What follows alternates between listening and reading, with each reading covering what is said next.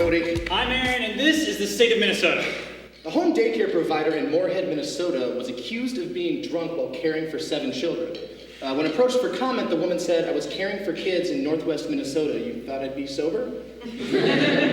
Walter Palmer, the dentist well known for killing Cecil the Lion, has been acquitted on all charges, making this the second worst thing an American has done in Africa. The first is slavery. Grant Nichols, a member of the Columbia Heights School Board, recently resigned in the wake of Islamophobic comments he made over Facebook. He did just make an apology over Twitter, though, stating, "I'm sorry if I offended anybody. I've chosen to resign. Hashtag so wrong. Hashtag maybe a little bit right now that I'm thinking about it again. Hashtag Hitler had it right. Hashtag sorry about that last part." A study detailing polarizing sports topics in Minnesota has highlighted Joe Mauer, quarterbacks, and stadium funding as the top 3 issues. Close behind were that time we lost and that time we almost won.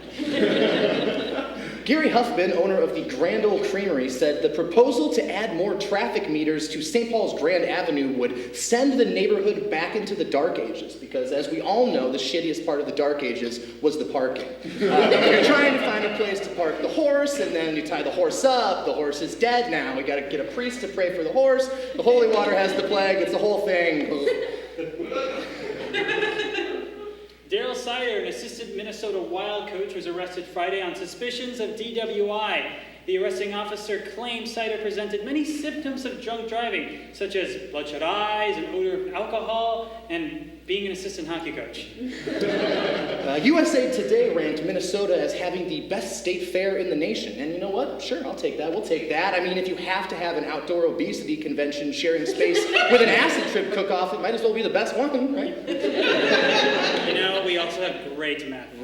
Really, really good. So, downtown Minneapolis last weekend was filled to the brim with mindless idiots wandering around aimlessly from place to place in the middle of the night. And in other news, the zombie pub crawl was last Saturday.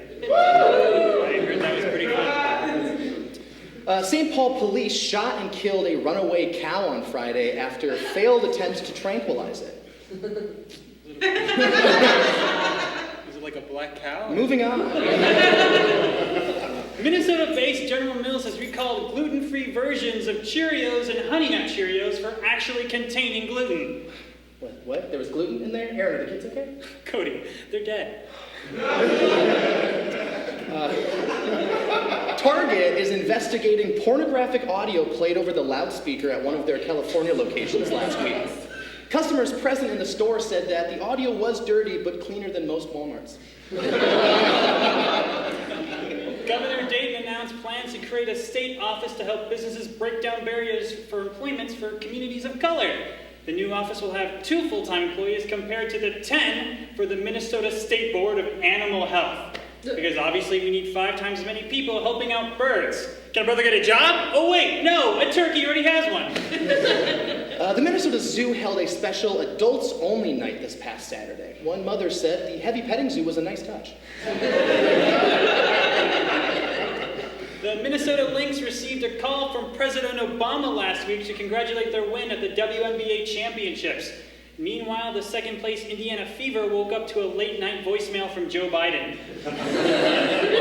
Ladies! Hey, I'm sorry I missed you. You tried, you lost, we can't all win. I'm a runner-up too, I think I'm doing pretty good.